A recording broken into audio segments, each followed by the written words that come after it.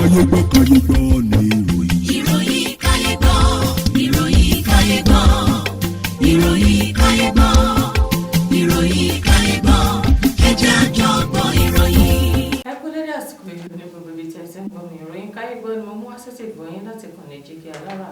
Orúkọ mi ni Olúwafúnmiláyọ̀ Adéṣẹwọ́. Ṣáájú ẹ gbọ́ kókó tó wà nínú ìròyìn ọ̀hún. Orí kó àwọn ènìyàn 6 yọ lọ́wọ́ ikú òjijì níbi ìjàmbá ọkọ̀ tó wáyé ní Másọ̀sẹ̀ Èkó sí Ìbàdàn. Awuyewuye ti bẹ́ sílẹ̀ lórí ikú ọmọ fásitì tó pàdánù ẹ̀mí rẹ̀ lẹ́yìn tó ní ìjákulẹ̀ nínú ìdánwò rẹ̀. Ọwọ́ ti tẹ àwọn 3 fún ẹ̀sùn pé wọ́n gbẹ̀mí awakọ̀ ní ìpínlẹ̀ Oǹdó. Ẹnìkan pàdánù ẹ̀mí rẹ̀ bí àwọn ọlọ́pàá ṣe dóòlà àwọn 5 tí wọ́n jí gbé ní ìpínlẹ̀ Kogi. Wọ́n ja ọkùnrin oníkẹ̀kẹ́ ẹlẹ́sẹ̀ 3 lólè ní ìpínlẹ̀ Katsina lẹ́yìn tí wọ́n fún ní oògùn olóró. Ètò tẹ̀síwájú nínú ìròyìn yìí, ẹ jẹ́ kí a dé òkè lọ́hùn fún ìpolówó ọjà.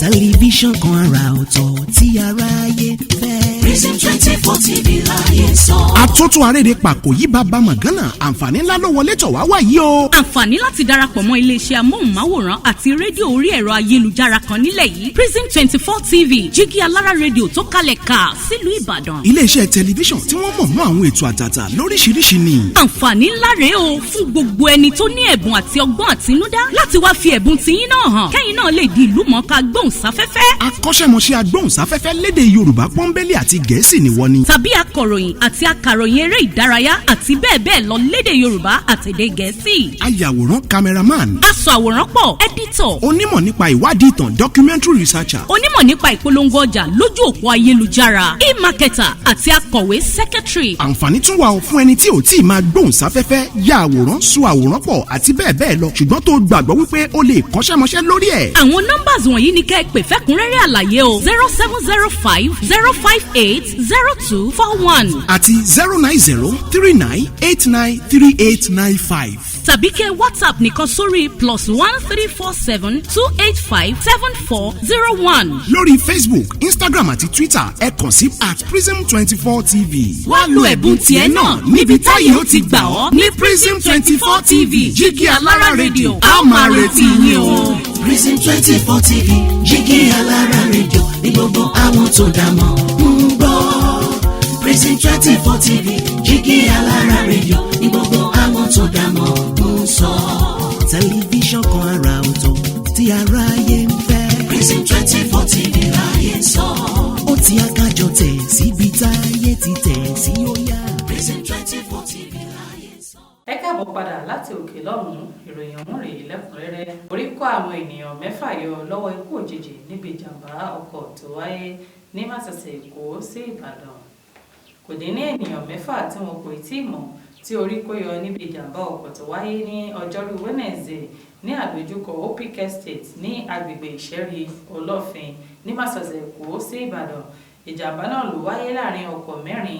Gẹ́gẹ́ bí àwọn ọlọ́pàá ṣe sọ, wọ́n ní ìjàmbá náà ló wáyé láti ọwọ́ awakọ̀ àjàgbé tí ó sọ ìjánu ọkọ̀ rẹ̀ nù tí ó sì lọ forí sọ ọkọ̀ 3 mìíràn tí wọ́n wà nínú súnkẹrẹ fàkẹrẹ ọkọ̀.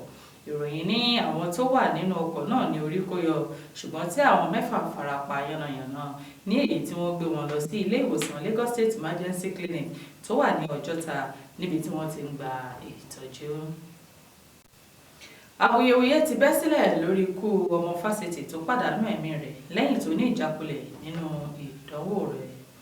Awuyewuye ti ń wáyé lórí ikú akẹ́kọ̀ọ́ kan tó wà ní ìpele tó kẹ́yìn lẹ́nu ẹ̀kọ́ rẹ̀ ní Ebonyi State University Abakaliki tí wọ́n pè ní Favour Ugwuka ní alẹ́ ọjọ́rú Wednesday.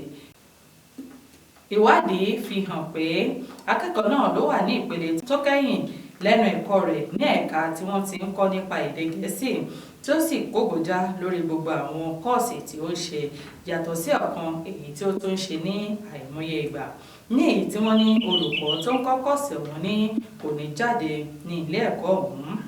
Ugwuka ló ní ìpòrúurú ọkàn lórí iṣẹ́ náà tí ó tó wá gbẹ̀mí ara rẹ̀ ní ọjọ́rú Wednesday.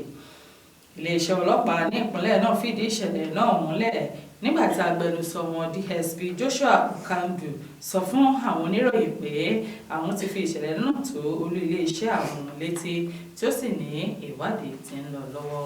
Ọwọ́ ti tẹ àwọn afurasí 3 fún ẹ̀sùn pé wọ́n gbẹ̀mí awakọ̀ ní ìpínlẹ̀ Ondo. iléeṣẹ́ ọlọ́pàá ti ìpínlẹ̀ Ondo ní ọjọ́bọ̀ Thursday ní ọwọ́ àwọn ti tẹ àwọn afurasí mẹ́ta kan tó ní nǹkan ṣe pẹ̀lú ẹ̀sùn lórí ikú ọkùnrin kan Adéwálé Olówóláfẹ́ ni wọ́n ní ó pàdánù ẹ̀mí rẹ̀ láti ọwọ́ àwọn afurasí kan ní òpópónà Ìjàre ní Àkúrẹ́ tó jẹ́ olú ìlú ìpínlẹ̀ náà ní ọjọ́rú Wednesday tí wọ́n sì ní àwọn afurasí náà ló jẹ́ ọdẹ ní agbègbè ọ̀hún. Ẹnìkan tí ìṣẹ̀lẹ̀ náà ṣojú rẹ̀ ní àwọn afurasí náà ló na olóògbé ọ̀hún pẹ̀lú irin nígbà tí wọ́n jà lórí ọ̀rọ̀ obìnrin. Wọ́n ní olóògbé náà ló ń bá káràkátà rẹ̀ lọ kí àwọn afurasí náà tó ya bò ó. Alukoro fún iléeṣẹ́ ọlọ́pàá arábìnrin Fúnmiláyọ̀ Ògúnlámì fìdí ìṣẹ̀lẹ̀ náà múlẹ̀ tí ó sì ní wọ́n ti mú àwọn afurasí náà. Ó ní ìṣẹ̀lẹ̀ náà ni àwọn ti gbé lọ sí ọ̀dọ̀ àjọ State Criminal Investigation Department SCID fún ìtẹ̀síwájú lórí ìwádìí wọn. Ẹnìkan pàdánù ẹ̀mí rẹ̀ bí àwọn ọlọ́pàá ṣe dóòlà àwọn márùn-ún tí wọ́n jí gbé ní ìpínlẹ̀ Kogi. Àwọn agbébọn ti gbẹ̀mí ẹnìkan Ilyasu Abubakar ní ìjọba ìbílẹ̀ Hapa ní ìpínlẹ̀ Kogi gẹ́gẹ́ bí ìfiléde láti ọ̀dọ̀ alukoro fún iléeṣẹ́ ọlọ́pàá ní ìpínlẹ̀ náà SP William Ovi Haya ní ọjọ́ Ẹtì Friday. Ó ní àwọn agbébọn kan ló gbé ọkọ̀ tí kò ní nọ́mbà wọ agbègbè Òjòdè ní ìjọba ìbílẹ̀ Hapa tí wọ́n sì bẹ̀rẹ̀ sí ní yìnbọn lákọlákọ èyí tí ó já sí ikú Abubakar. Agbẹnusọ náà ní ẹni tó fara kó ìṣẹ̀lẹ̀ náà ní ìbọn bà ní àyà tí ó sì pàdánù ẹ̀mí rẹ̀ lẹ́sẹ̀kẹsẹ̀. Ó tẹ̀síwájú pé ní ọjọ́ 23 oṣù karùn-ún ọdún 2024 ní iléeṣẹ́ ọlọ́pàá tó wà ní Adógó tí SP Yusuf Ansi léwájú fún pẹ̀lú àjọṣepọ̀ ikọ̀ vigilante dóòlà àwọn márùn-ún tí àwọn ajínigbé gbé lọ ní agbègbè Àrẹ́súrè ní ìjọba ìbílẹ̀ Àjàòkúta. Ó ní àwọn wọ̀nyí ni wọ́n jí gbé ní ọjọ́ 23 oṣù karùn-ún ọdún 2024 ní ojú ọ̀nà Àjàòkúta sí Adógó tí ó sì ní gbogbo wọn ni wọ́n gbà padà ní ayọ̀ àti àlàáfíà láì fi ara pa. Wọ́n ja ọkùnrin oníkẹ̀kẹ́ ẹlẹ́sẹ̀ mẹ́ta lólè ní ìpínlẹ̀ Katsina lẹ́yìn tí wọ́n fún ní oògùn olóró mu. Iléeṣẹ́ ọlọ́pàá ti ìpínlẹ̀ Katsina ní àwọn ti mú afurasí kan tó jẹ́ ọ̀kan lára àwọn tó fojú sun oníkẹ̀kẹ́ ẹlẹ́sẹ̀ mẹ́ta gẹ́gẹ́ bí agbẹnusọ fún iléeṣẹ́ ọlọ́pàá ní ìpínlẹ̀ náà ASP Abubakar Sodiq Aliyu ṣe sọ. Ó ní afurasí náà Umar Musbau ló wá láti ẹ̀yìn Gaka quarters ní ìjọba ìbílẹ̀ Daura ní ọwọ́ tẹ̀ ní ọjọ́ 24 oṣù karùn-ún ọdún 2024 ní roundabout Bahim ní ìpínlẹ̀ Katsina. Ó ní Musbau ni wọ́n bá nínú ìwà láabi pẹ̀lú àwọn akẹgbẹ́ rẹ̀ níbi tí wọ́n ti ń gbìyànjú láti ja oníkẹ̀kẹ́ náà lólè. Sodiq ní wọn yóò kọ́kọ́ fún àwọn tó bá lùgbàdì wọn ní oògùn olóró mu kí wọ́n tó jà wọ́n lólè. Ó ní nígbà tí àwọn yòókù júbà ìhòòrò ọwọ́ àwọn tẹ̀ Musbau. Kọmíṣánná àwọn ọlọ́pàá ní ìpínlẹ̀ náà CP Aliyu Abubakar Musa wá gbóríyìn fún àtìlẹ́yìn àwọn ará ìlú láti lè jẹ́ kí ọwọ́ àwọn tẹ̀ Musbau tí ó sì rọ̀ wọ́n láti joyè ojú lalápọ̀nfín ṣọre. Ó tẹ̀síwájú pé ìwádìí ti ń lọ lọ́wọ́ tí àwọn sì ń sa agbára wọn láti lè mú àwọn tó kù tí wọ́n sá lọ. Kò ní jù báyìí lọ lórí ìròyìn káyé gbọ́ fún títòní. Orúkọ mi lẹ́ẹ̀kan sí òun ni Olúwafúnmiláyọ̀ Adéṣewọ́ láti ìkànnì Jígí Alára káfíńrè pàdé o.